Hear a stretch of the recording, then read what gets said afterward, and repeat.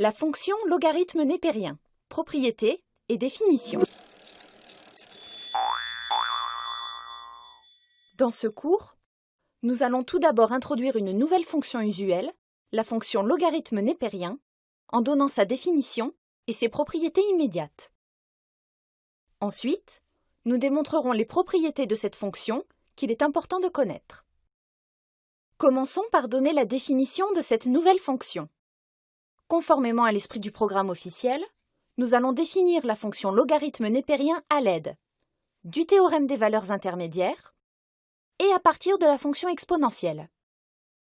Rappelons, pour commencer, que puisque la fonction exponentielle est dérivable, elle est continue et strictement croissante sur R.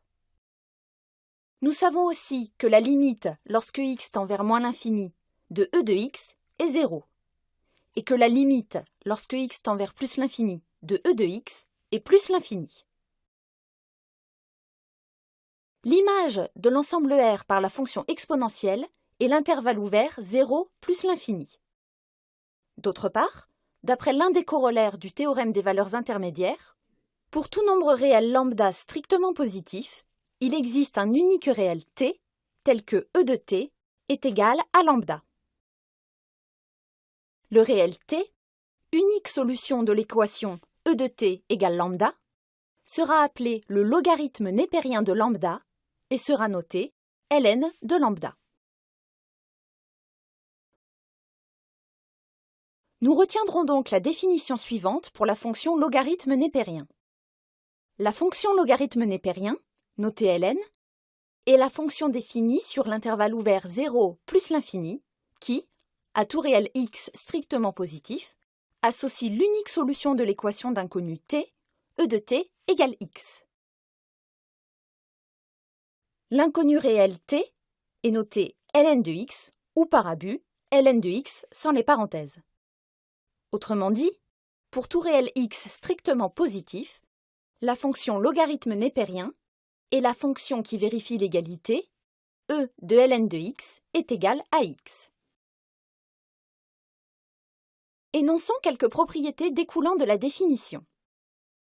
Pour tout couple de réels x, t, on dispose des propositions suivantes. Tout d'abord, la propriété P1 qui nous dit que si x est strictement positif, alors dire que x est égal à e de t est équivalent à ln de x est égal à t. Puis la propriété P2 qui nous dit que ln de e de x est égal à x.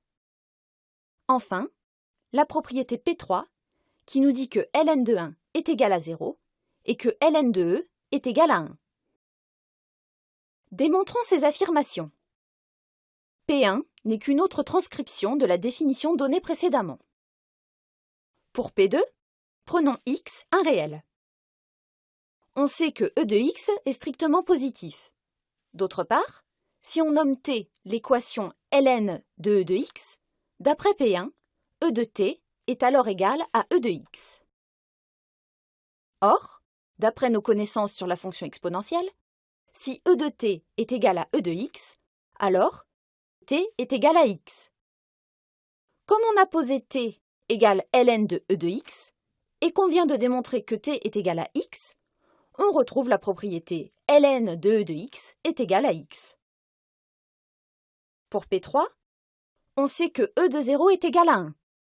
D'après P1, ln de e de 0 est égal à ln de 1, ce qui revient à dire que 0 est égal à ln de 1.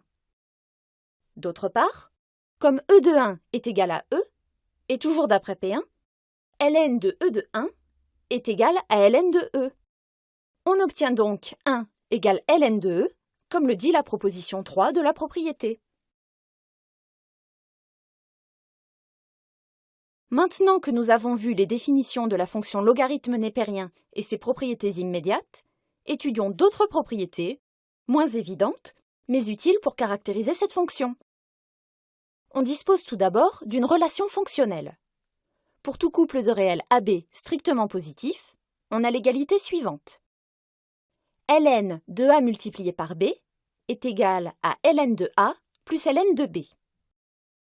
Démontrons cette proposition. Soit AB un couple de réels où A et B sont strictement positifs. Comme A multiplié par B est strictement positif, on peut poser P qui est égal à ln de A multiplié par B et S qui est égal à ln de A plus ln de B. D'un côté, on a E de P qui est égal à E de ln de A multiplié par B, ce qui est égal à A multiplié par B. Et de l'autre, E de S qui est égal à E de ln de A plus ln de B, ce qui est égal à E de ln de A multiplié par E de ln de B, ce qui est égal à A fois B. Donc, E de P est égal à E de S, et P est donc égal à S, ce qui se traduit par l'égalité donnée dans la propriété. ln de A fois B est bien égal à ln de A plus ln de B. C'est à cause de cette relation que l'on dit que le logarithme népérien transforme des produits en sommes. D'autres propositions sont à connaître, comme les 4 énoncées dans ce théorème. Pour tout couple de réels AB strictement positif, on a les 4 propriétés suivantes. Tout d'abord, la propriété P1 dit que ln de 1 sur B est égal à moins ln de B. Puis la propriété P2 dit que ln de A sur B est égal à ln de A moins ln de B. La propriété P3 dit que pour tout entier relatif n, ln de A puissance n est égal à n multiplié par ln de A. Enfin, la propriété P4 dit que ln de racine de A est égal à 1/2 de ln de A. Démontrons ces affirmations. Pour ce qui va suivre, on considère un couple de réels AB strictement positif. Pour prouver P1, on prend 1 est égal à B sur B, ce qui est égal à B multiplié par 1 sur B. Donc, ln de 1 est égal à ln de B multiplié par 1 sur B, ce qui est égal à ln de B plus ln de 1 sur B. Or, on sait que ln de 1 est égal à 0. Donc, l'expression de ln de 1 est égale à 0. En déplaçant les termes de l'égalité, on retrouve bien ln de 1 sur B est égal à moins ln de B. Pour P2, on utilise la décomposition de A sur B qui est égale à A multiplié par 1 sur B, ce qui nous permet de réécrire la proposition 2, ln de A sur B est égal à ln de A plus ln de 1 sur B. En utilisant P1, qui disait que ln de 1 sur B était égal à moins ln de B, on obtient ln de A sur B est égal à ln de A moins ln de B. Pour la proposition P3, dans le cas où n est un entier naturel, on utilise un raisonnement par récurrence que l'on ne fera pas ici. Et dans le cas où n est un entier non naturel négatif, on a ln de A puissance n est égal à ln de A puissance de moins n, ce qui est égal à ln de 1 sur A puissance de moins n. Le tout est égal à moins n fois ln de A, ce qui est égal à n fois ln de A. Donc, ln de A puissance n est égal à n multiplié par ln de A pour tout entier relatif n. Pour P4, A est égal à racine de A au carré. Donc, ln de A est égal à 2 ln de racine de A. Ce qui donne ln de racine de A égale 1/2 de ln de A. Pour terminer, donnons la dérivée de la fonction logarithme népérien. La fonction logarithme népérien est continue et dérivable sur l'intervalle ouvert 0 plus l'infini. Et pour tout réel x strictement positif, on dispose de l'égalité suivante. La dérivée de ln de x est égale à 1 sur x. Nous admettons ici la continuité et la dérivabilité de la fonction logarithme népérien et nous ne démontrerons que la formule de la dérivée. Soit x, un réel strictement positif. E de ln de x est égal à x.